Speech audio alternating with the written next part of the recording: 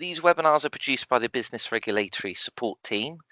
They are the point of contact for businesses seeking compliance support from Cornwall Council. Our support is open to all types of businesses and stages. For example, if you are thinking about starting up a new business, maybe you are an established business who's going through staff or premises changes, perhaps changing your business operations, or wanting to expand and grow, our Friendly Hub team will be delighted to help you get the right advice from Cornwall Council officers. So our officers have expertise in food hygiene, health and safety, trading standards, and more.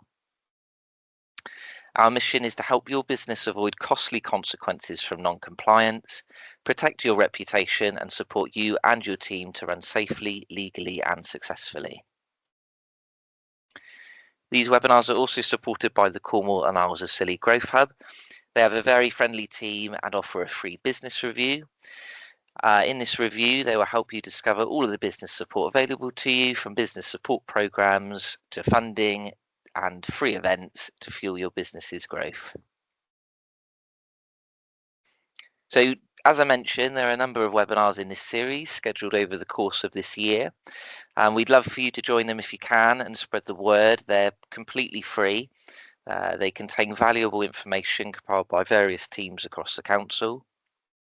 They include clarifying the laws around child employment, health and safety, and the free support available to help you run a successful business in Cornwall. Our planning permission webinar is sold out, but there are currently places on the other webinars as it stands, and you can use the QR code there in the top right hand corner to sign up to any of the other webinars. As I mentioned earlier, these webinars are being recorded, so if you do go to sign up for a webinar and it's sold out, please choose the option to join the wait list. So there's a screenshot there with an orange button.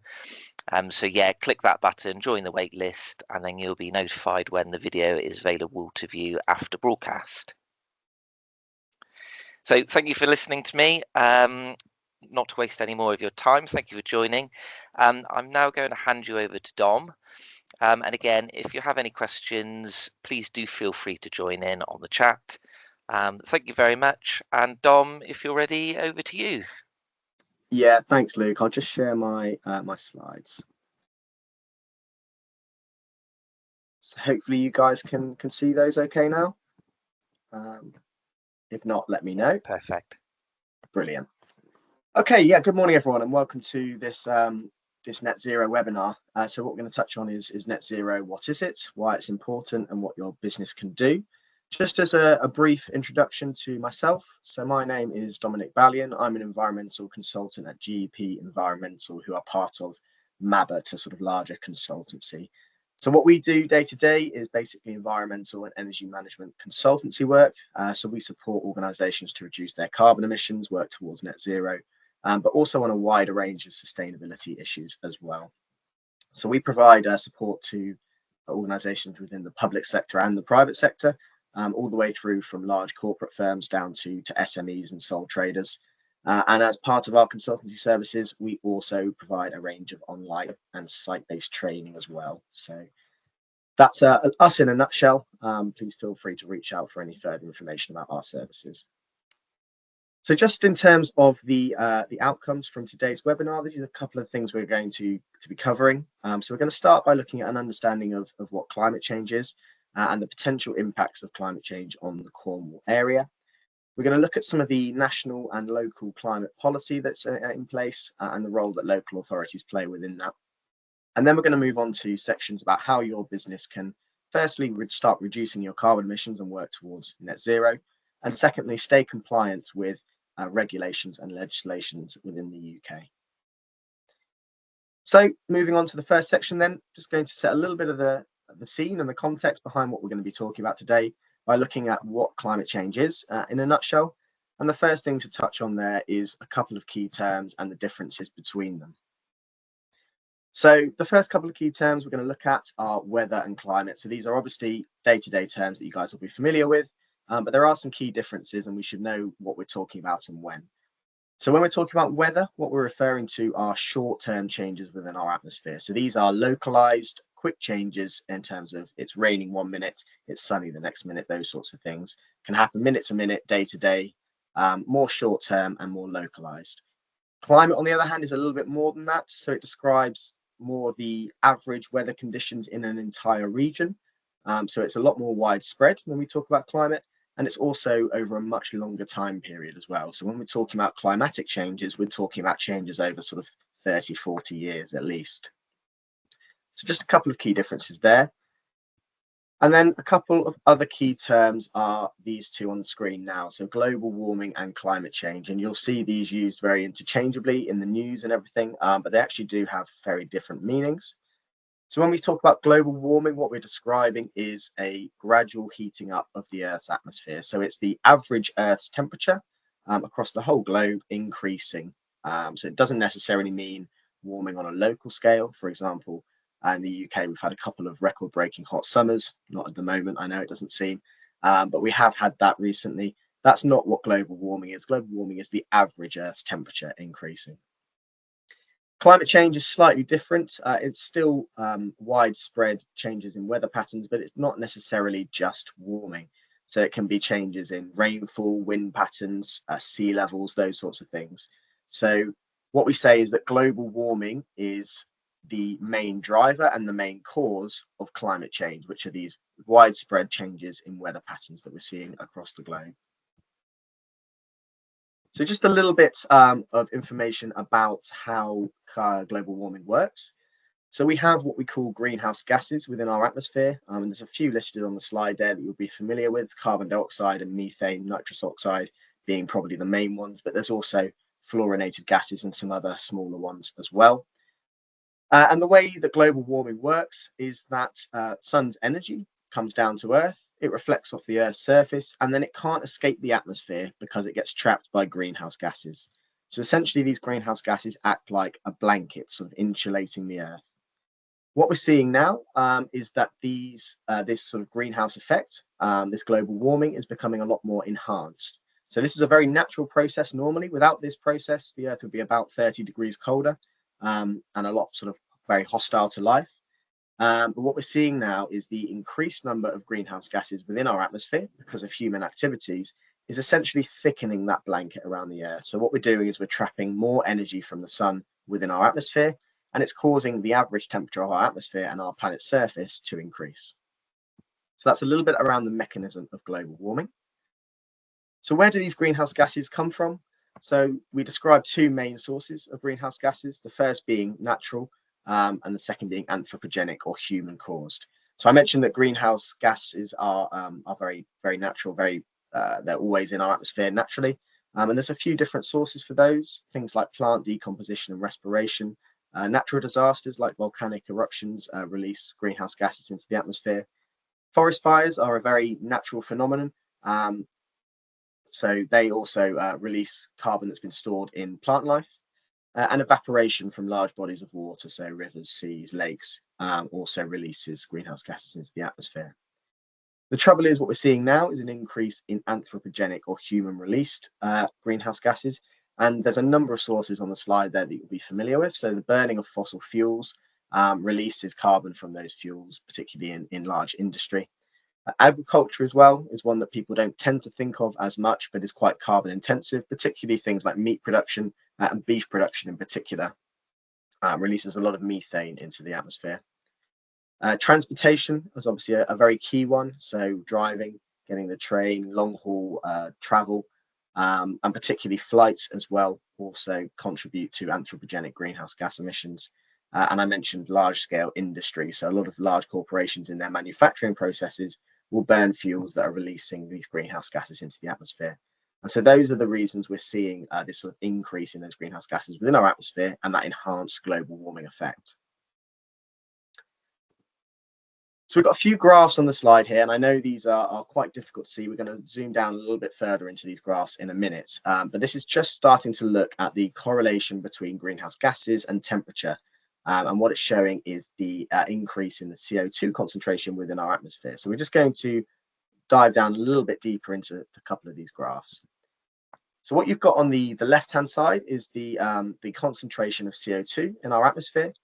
So you can see in January 1979, that concentration was at 336 parts per million.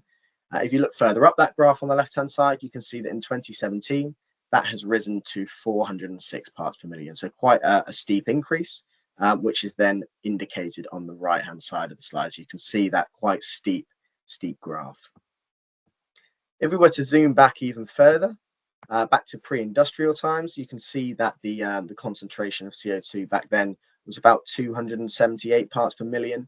So again, much lower, and you can see that increase. And when you look at the graph on the right-hand side, what you're starting to see is what we call this hockey stick shaped graph. So you can see that it's remained fairly constant for a long period of time, and then increases rapidly as we get to the modern day. If we go back even further then, back to the sort of ice ages, we can see the concentration of CO2 back in the ice ages was about 185 parts per million. And I think what's interesting about this slide is that you can see the sort of natural peaks and troughs, the natural cycle of climate change.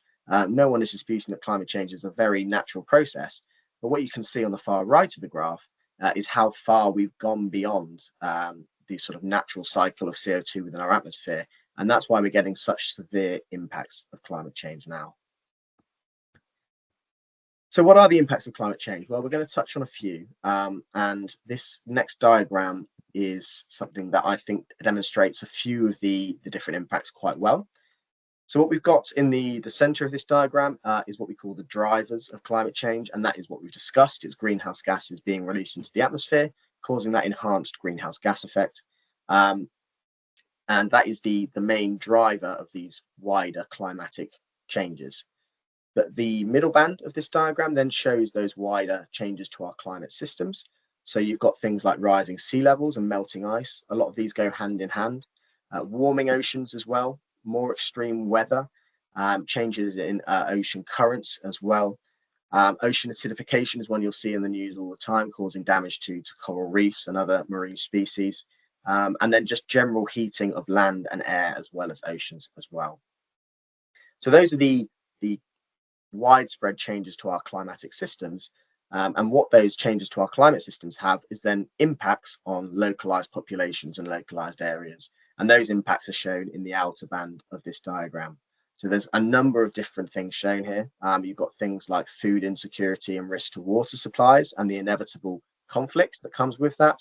As resources dwindle, there's always going to be conflict about that. Flooding, so not just localized flooding, but also flooding of coastal regions due to sea level rise and storm surges, more extreme weather. Loss of biodiversity, so a lot of animals and plant life are losing their suitable habitats because of the increasing temperature and the changes in weather patterns. The habitable region of pests and diseases is expanding. So as temperature changes happen, the habitable region for those pests and those diseases increases and changes and moves. And we saw with the COVID-19 pandemic how rapidly these things can spread if they're allowed to sort of grow and expand. We've got forest mortality, so the increased frequency and severity of forest fires as well is impacting on things like agricultural growth. And I think that's probably the key thing from this diagram, is to note the links between them. So more extreme weather is causing things like localized flooding or increased forest fires. That's then causing damage to crops, and that's going to lead to food insecurity. And that food insecurity is going to lead to social issues like conflict. So it's important just to understand that these impacts are all linked together and will have knock-on effects to each other. It's important to note that the impacts of climate change are going to vary depending on how quickly and how much our temperature across the globe increases.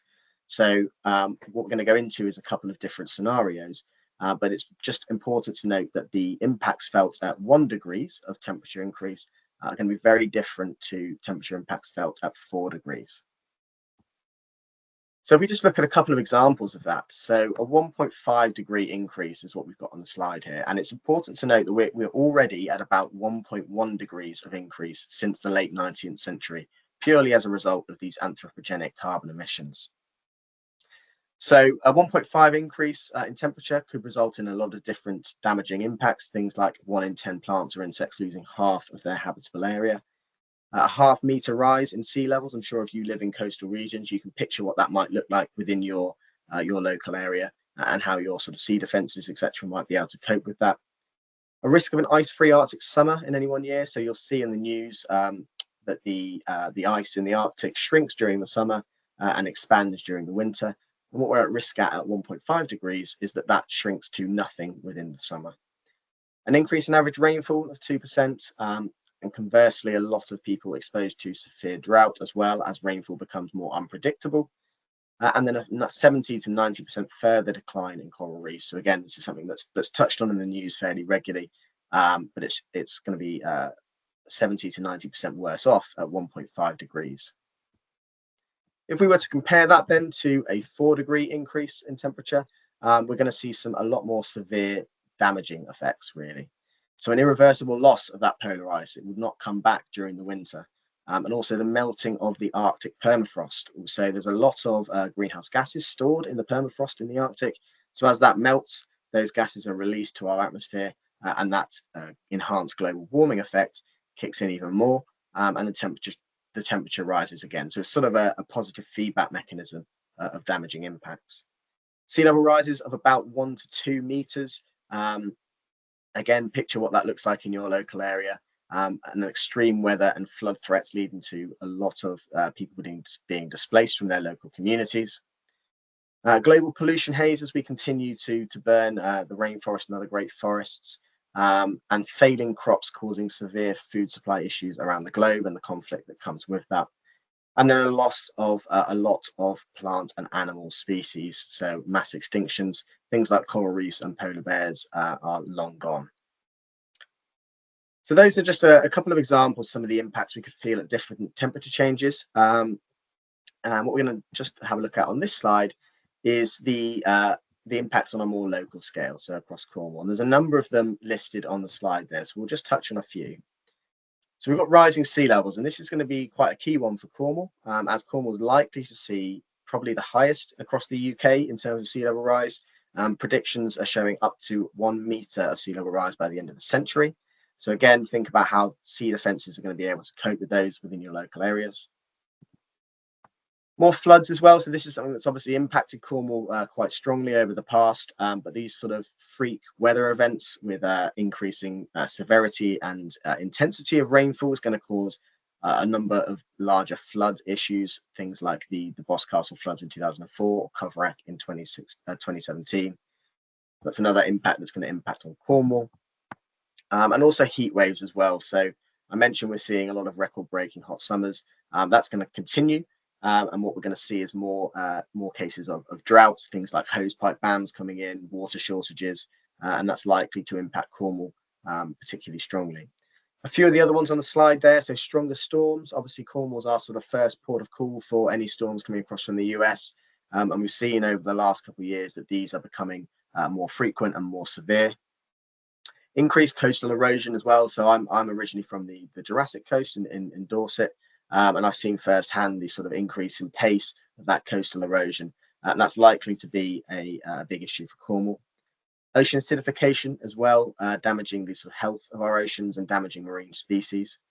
More droughts and wildfires, changing rain and snow patterns are other sort of impacts that are going to be impacting Cornwall on a local scale. So how might this affect businesses? So there's a number of different impacts that businesses are going to feel as a result of climate change. And the first one is that they're going to have to adapt. So a lot of our existing infrastructure across the UK, particularly in buildings and businesses, is not fit for the climate change impacts that we're going to be experiencing. So that's going to have quite a big cost on businesses to be able to adapt and amend their existing buildings and their existing setups to be suitable to provide that comfortable working environment with climate change impacts. There's also a risk of business disruption as well. So obviously more frequent, more severe extreme weather events have the potential to damage transport routes, things like flooding, blocking roads, or large-scale high temperatures, warping train lines, those sorts of things. So again, there's a risk of business disruption. Worth thinking about insurance costs as well. So if your business is having to claim on insurance because of flooding, those sorts of things, then insurance premiums are going to be increasing, and that's another financial sort of impact on businesses. Emergency response events services as well are going to be becoming even more strained. We know they're already quite strained in the UK, and that's going to be happening more as we get these increased frequency and severity of emergency sort of weather events. And then health and well-being as well. So physical health issues, so a lot of mortality due to heat waves or flooding events, but also mental health issues is quite a big one that we're seeing a rise in due to displacement from extreme weather, climate anxiety, those sorts of things. So I realise that's been fairly doom and gloom so far. What we're going to now touch on is some of the climate change policies that are in place to try and tackle what we're seeing in terms of climate change impacts. So the first one I'm going to touch on is the United Nations Framework Convention on Climate Change. Bit of a mouthful, the UNFCCC, not too much less of a mouthful, to be honest. But their main objective as an organisation is to stabilise greenhouse gas concentrations at a level that would prevent dangerous anthropogenic or human-induced interference with the climate system. So they're basically looking to reduce the number of greenhouse gases that are within our atmosphere and try and reduce that enhanced greenhouse effect. So it's established in 1994, and a lot of countries are signed up to this. And their main policies are to put the onus on developed countries to lead the way in this stabilization of greenhouse gases.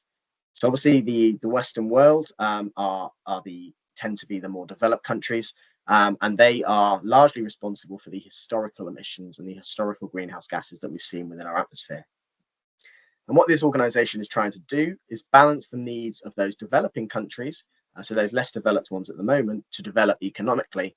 And we have to understand that by doing that, they are likely to increase their greenhouse gases that they're emitting into the atmosphere while they're developing. However, they should have the opportunity to develop like we did. So the onus has to be put on developed countries to lead the way in reducing their greenhouse gas emissions to allow those developing countries to increase their economic development. So it also directs funds towards climate change activities, particularly within those developing countries, to try and help them to adapt to the climate change impacts and build a bit of resilience and reduce vulnerability. And then it monitors the progress of individual countries, particularly those developed ones, on their policies and measures relating to climate change, but also their total emissions. So each country has to submit an annual inventory each year, and they are monitored by the UNFCCC. Another policy to think about, also to mention, is the UN Paris Agreement. So this was a global climate change agreement set up 25 years after the UN Framework Convention on Climate Change. And their central aim is stated as to strengthen the global response to the threat of climate change by keeping a global temperature rise this century well below 2 degrees and to pursue efforts to limit it even further to 1.5 degrees. So we've looked at the impacts that we might be seeing at 1.5 degrees, and that is perceived as the best case scenario at the moment by the Paris Agreement. So we need to be pursuing that 1.5 degrees and trying to limit it to well below 2 degrees. You saw from a couple of slides ago that we're already at 1.1 degrees, so we're not too far off. So a lot of action needed to keep us within that band. They're saying that to be able to do that, we need to stabilize CO2 levels within the atmosphere to below 450 parts per million. So again, from previous slides, you will have seen that in 2017, we were at 406 parts per million. So again, not too far off. But everyone who signed up to the Paris Agreement has to provide an individualized plan. So on exactly how they're going to meet those obligations. And what it does is it facilitates the transfer of finance and technology between the countries that are signed up to try and encourage sort of global change. And it's reviewed every few years as part of the Conference of Parties systems. So we had COP26 in Glasgow in 2021. I'm sure you'll be familiar. They were all over the news when they happen. So those are the sort of systems by which these obligations and plans are reviewed. In response to these sort of wider global policies, the UK has set its own sort of stance on climate change. In May 2019, the UK Parliament declared a climate emergency, so recognising that we're in a state of crisis. And as a result, what we did is set some net zero targets for the UK. So what we mean by net zero is basically reducing our emissions within the UK down to as close to possible as close to zero as possible, and then any residual emissions that are left over we remove by tackling them with offsets, etc. So there's different target years across the UK. For Scotland, it's slightly earlier. They're targeting net zero by 2045, but England and Wales is going to be net zero by 2050. And as part of that, what the UK has done is set an interim target. By 2035, they're looking to achieve a 78% reduction in greenhouse gas emissions based on a 1990 level. So in order to do that, what they've done is they set what we call carbon budgets. So these cover a few different time periods all the way up to 2035. So I'll show you these now. So these are monitored by the Committee on Climate Change, who are the ones who put the Climate Change Act in place. And these carbon budgets are basically designed to keep us on track with moving down to that net zero by 2050 and that interim target of 2035. So you can see the carbon budgets on the right hand side there on the graph, and they cover a period of a few years. And we've recently announced that we've met the first 3 carbon budgets. So we're in line with our progress for the first 3 carbon budgets. But what they're expecting is that we're going to have to increase the sort of pace and the breadth of our climate change action if we want to meet those targets of 2035 and 2050. So what's the UK doing in terms of policies in place to help us meet these targets? The first one is the Powering Up Britain Net Zero Growth Plan. So this set out an update to the existing strategies, focusing on the scale up and deployment of technologies for decarbonising homes, decarbonising power, industry and transport. And it also fulfilled the 2022 High Court judgment for the government to set out a bit more detail about how it aims to reach net zero. So there's a few focuses of this plan. Changing our reliance on fossil fuels is one of them, reducing energy demand and boosting homegrown energy. And it also provides a long-term decarbonisation trajectory of how we're going to move down towards net zero. So we're looking at securing a clean energy supply, so increasing our renewable generation across the UK, reducing demand by increasing energy efficiency for homes and businesses, and then supporting the rest of the economy through that transition to net zero. We've also got the heat and building strategy, and this sets out the government's ambition to transition to high efficiency, low carbon buildings. And as part of that, they're looking to move away from natural gas heating, so driving natural gas boilers out of the market by 2035 and replacing them with renewable alternatives, things like heat pumps, air source or ground source heat pumps.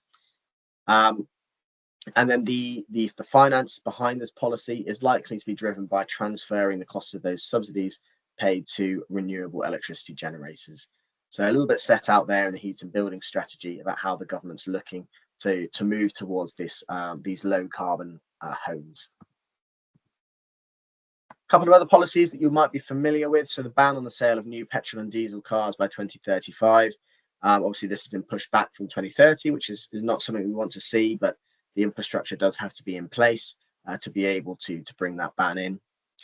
And then the Environment Act is really a sort of all-encompassing environmental programme for the UK that looks at a number of different areas of energy efficiency, biodiversity, lots of different things, the health of our forests and our rivers, looking at waste management, and really just covers a sort of wider range of environmental issues across the UK. So that's what we're doing in the UK. What I'm going to touch on now is how you as businesses can support Cornwall to become carbon neutral and support the UK with their net zero by 2050 target. So the first thing to mention here is the different sources of emissions, and you might be familiar with these.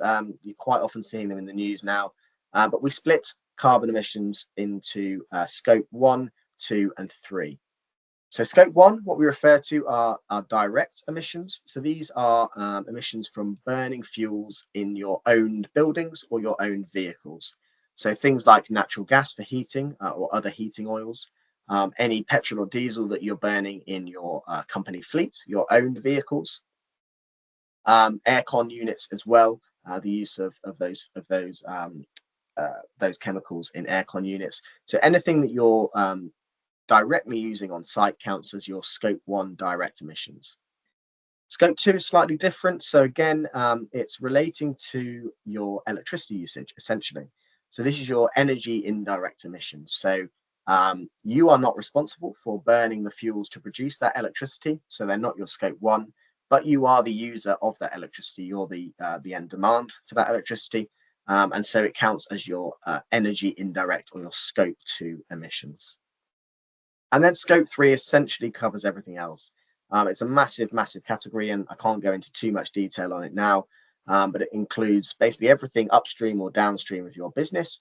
So the waste that you're producing, the emissions associated with your purchased goods and your purchased services, business travel and employee travel in vehicles that aren't owned by the company. So that includes commuting to work, etc. And a number of different categories within that scope 3, but it's basically your other indirect emissions. So looking at the recommendations from the Committee on Climate Change, it's important to note that as businesses, what you're probably able to do is tackle your scopes 1 and 2 emissions a lot easier than you'll be able to tackle your scope 3 emissions. And that's shown by the recommendations by the Committee on Climate Change. So they're looking to invest in resource and energy efficiency to reduce energy demand across the economy. So basically reducing your demand for natural gas, your demand for electricity, tackling your demand for those things that are going to cause those scope 1 and 2 emissions. They're looking to enhance electrification. So there's our electricity, our national grid is becoming greener over time as we move towards more renewable generation and less from things like coal. So that electricity that you're getting from the national grid on a day-to-day basis is slowly becoming greener. So if you're able to move all of your processes to being electrified, then you're going to take advantage of the greening of that national grid, whereas natural gas is not something that's becoming greener. So they're looking to electrify a lot of areas, particularly transport and heating. And they're looking to expand the renewable and low carbon power generation as well. So as businesses, what can you do on a sort of a buildings or systems approach? And there's a number of different things on the slide here. The key thing to note here is what we call a whole building approach. So we like to say when we deliver these trainings that it's no good doing one of these things without thinking about what else you can do. For example, if you were to replace your boiler without doing anything else, you'd have to get a boiler of the same specification, the same size, and you're not really reducing your energy demand, you're just improving the efficiency of the boiler. If you were to look at the insulation or the glazing around your building and tighten that building envelope first so that you're getting less leaks of heat, etc., and then replace your boiler, it's likely that you'll be able to get a lower specification of boiler, and those two things go hand in hand. So there's a number of different things on the slide here that you'll be familiar with. So an increase in LED lighting, moving away from fluorescent or incandescent bulbs, looking at the efficiency of your process equipment, potentially looking at installing building management systems. Now, these tend to be more applicable for larger organizations. Installing sub-metering, insulation and glazing, and heat loss and draft proofing as well, trying to reduce the amount of heat that you're losing, pipe and tank insulation, but also behavioral changes as well. And then looking at renewable generation, so heat pumps, solar, wind, and battery storage to go alongside those. So a few specific categories then. We've got waste awareness. So waste is a big part of a lot of businesses. If you're able to implement the waste hierarchy principles of reduce, reuse, recycle, then you're going to be reducing that amount of waste that you're producing and the emissions associated with that. And green procurement, thinking about what you're buying as a business, how much packaging is associated with that item, what's its lifespan, how often are you going to have to replace it, and how many of that item do you actually need, trying to reduce any excess buying. Travel as well. So travel is quite a big one, making sure that you're using remote software where you can. If people are having to travel into the office, encouraging low carbon transportation using public transport or even active transport like walking.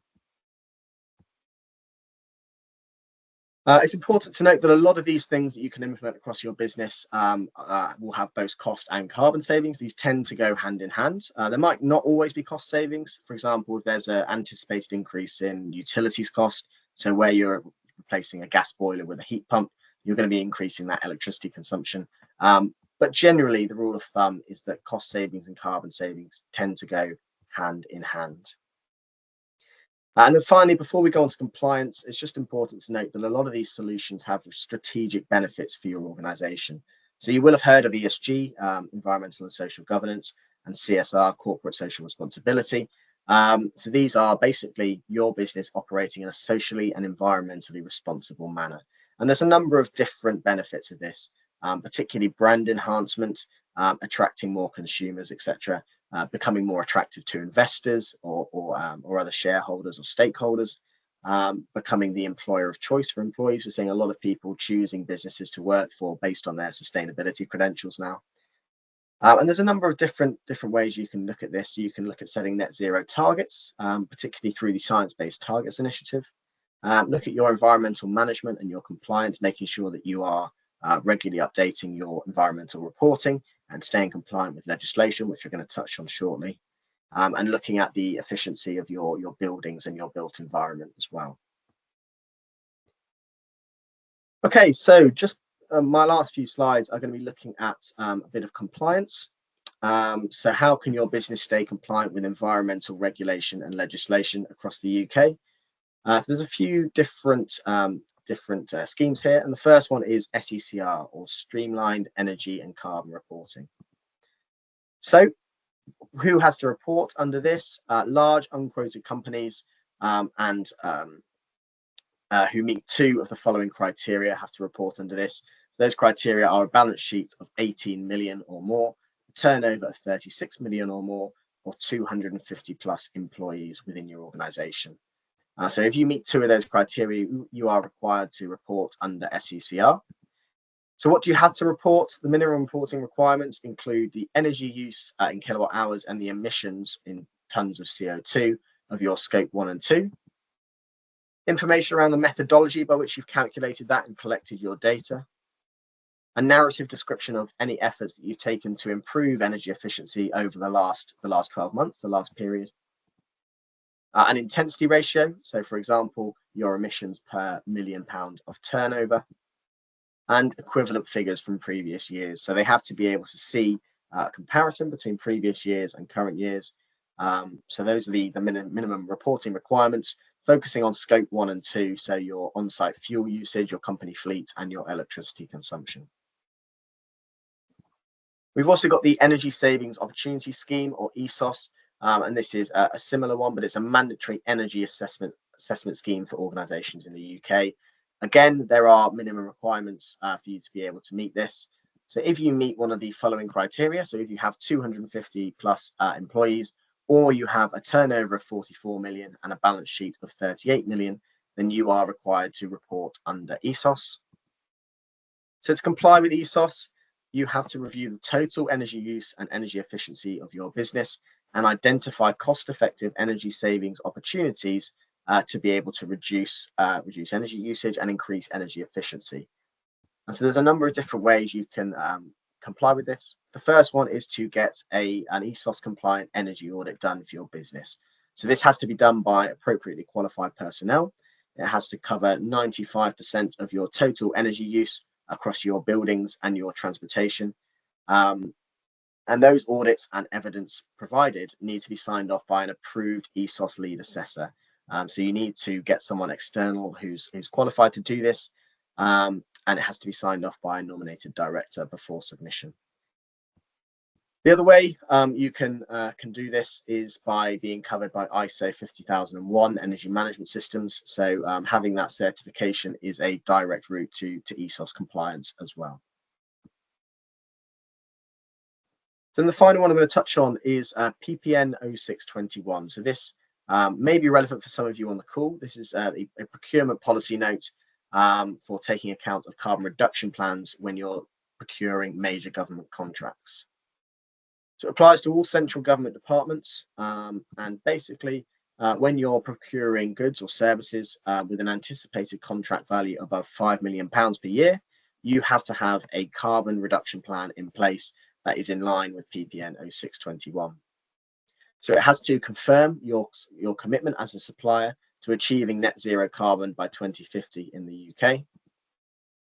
And it also has to include your current emissions for the sources included in scope 1 and 2 of the greenhouse gas protocol, so your direct emissions and your electricity, and a defined subset of those scope 3 emissions. So it covers a bit of transportation, a bit of business travel, and upstream and downstream transportation and distribution as well. So a few of the scope 3 categories, which I've not been able to go into too much detail about, unfortunately. So the final thing before I hand you over to Chris, our next speaker, is just pointing you to a few of these generic resources that are available to support you looking at reducing your carbon emissions and working towards net zero. So the Carbon Trust have an SME carbon footprint calculator, which is a very good tool designed to calculate your carbon emissions. The Energy Saving Trust offers grants and loans as well for things like energy efficiency actions, so worth being aware of that. Obviously, Cornwall and the Isles of Scilly has their local area energy plan. There's a number of resources available on the Carbon Neutral Cornwall Hive website, and there's an ideas bank on there for things you can do as businesses to work towards net zero. And then there's a guidance on compliance with ESOS and SECR on the government website. So if you think you might be required to report under those schemes, there's guidance there to help you do that and stay compliant. Okay, so what we've covered in my talk is an understanding of climate change and its impacts on Cornwall. We've looked at national climate policy and the role that local authorities play within that. And then we've had a look at how your business can start to reduce your carbon emissions and stay compliant with legislation as well. So I'm going to hand over now to Chris Phillips.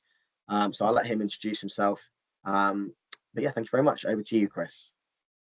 Perfect. Thanks, Dominic. I think you're gonna drive the slides for me as well. So that's great. Thank you. Yeah. So those that I think there's a couple of familiar names in the chat there, but those that don't know me, Chris Phillips. I'm the Impact Partnership Development Manager for Net Zero for the University of Exeter. So essentially, I lead on the university's work around working with businesses and their journey to net zero. For those that don't know, University of Exeter, world leaders in climate science. We have the largest concentration of people on the planet in sort of one place working on climate, based in Exeter, obviously, but also have our base at Tremoe, so on campus at Tremoe. Particularly here today just to talk about a Cornwall-specific project that we're running, supporting organisations and enterprises to understand and reduce their emissions. So just quickly to start with, the QR code in the top right-hand corner there links you to the Cornwall and Isles of Scilly Growth Hub. We're working really closely with the Growth Hub around this particular project. They act as essentially the sort of central kind of single front door for any kind of help or support for a business in Cornwall and the Isles of Scilly. So Dominic, if you could just move it on for me, please. So this particular kind of project that I'm running at the moment is essentially we're delivering it under the banner of Green Future Solutions, which if the university were to have a sort of a consultancy arm, that's what it would be. It's a partnership project with Connect for Business and a software company called Carbon Expert, although they have actually just changed to Notch. And essentially, there's a number of different things that we can kind of work with sort of businesses on. So initially, if you can't measure it, you can't manage it. So we support organisations to calculate their carbon emissions across Scope 1, Scope 2, and sort of upstream Scope 3. I won't go into sort of detail around that, but particularly we look at things like supply chain, business travel, employee commuting, waste, water, those sorts of elements across the company. Once we've calculated those emissions, we work with you to develop a tailored individual decarbonisation plan. So essentially, what are those actions across all of those particular areas that are going to result in real life reductions of emissions? The reason I say tailored is because we don't just say things like travel less. It's actually looking at how can we support you to travel less, what are the options that you might have to kind of travel less, etc. So it's the nitty gritty kind of detail that sort of sits behind it. There's a couple of other bits that we also do. So we run a monthly carbon climate literacy session. So kind of mirrors a lot of the content that's been covered today. Also delves into some of the research that the University of Exeter have done around this sort of area. The work we do is generally underpinned by a series of workshops. So September, we're actually running a 2-day conference, the 11th and 12th, where we get into some detail around this in a bit more depth. We also run a series of workshops around things like circularity, circular economy, biodiversity, and the biodiversity decline. We're planning on doing a Scope 3 deep dive, so going into some real detail around Scope 3 in Q4. Washing, or sort of anti-greenwashing, I should say, is another sort of example. Carbon footprinting for sort of really simple businesses, so kind of 1-2 person businesses where your supply chain and everything isn't complex. So there's a few bits there that we we underpin the work that we do with. And if we could just have the next slide, please. I think, yeah, so there's a couple of other sort of elements. So B Corp. B Corp is one of the kind of most popular accreditation schemes out there. We ran a 2-day residential workshop in April, where essentially we put a group of businesses through their paces around B Corp for 2 days. Planning on running another one of those probably in Q1 next year. And essentially, as you might imagine, as a university, kind of research is our sort of lifeblood. So the work we do is also kind of underpinned by a strong sort of research strand. So particularly where we do some work, we understand a significant area of emissions, a significant challenge around emissions. Essentially, we have access to researchers who can actually kind of help you make alternative kind of decisions around that. So as an example, we've done some work recently with a business whereby a significant amount of emissions were tied up in sugar. So we've actually looked at alternative sweeteners for their product, both natural and artificially occurring. And essentially, I kind of learned this, that actually cane sugar has almost twice the environmental impact of beet sugar. Who knew? So yeah, so some detailed kind of access to sort of researchers around things like that. And then biodiversity. So a lot of the kind of the factors that Dominic's talked about there today around what caused climate change are also the driving factors that are causing the loss of biodiversity and the biodiversity crisis we currently face. So we actually have access to a number of biodiversity vouchers, whereby essentially we can fund external consultancy for kind of landowners and those with sort of biodiversity kind of needs to have somebody come in, look at sort of improvement opportunities, et cetera, basically. So in a nutshell, the project essentially works around carbon footprinting and decarbonisation with a little bit of B Corp, some additional workshops, some research and some biodiversity. In terms of who we work with, we're quite varied. We tend to focus on those larger organisations with the sort of larger environmental impact. That said, we did a couple of weeks ago run a workshop whereby we worked with a number of relatively sort of more simplistic companies, and in a day's workshop put them through a full carbon footprint and decarbonisation plan. So they walked out with that at the end of the workshop. So a little bit of flexibility around that.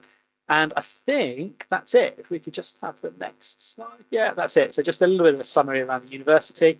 For those that aren't familiar with Exeter, essentially everything we do is hinged around our 2030 sort of strategy and our vision there of a greener, healthier and fairer world for all. And I think that's it from me. Great, thanks, Chris. So I think Luke mentioned at the start of the call, if you do have questions about anything you've heard today, I think pop those in the chat and we'll aim to get back to you on those after the call by email.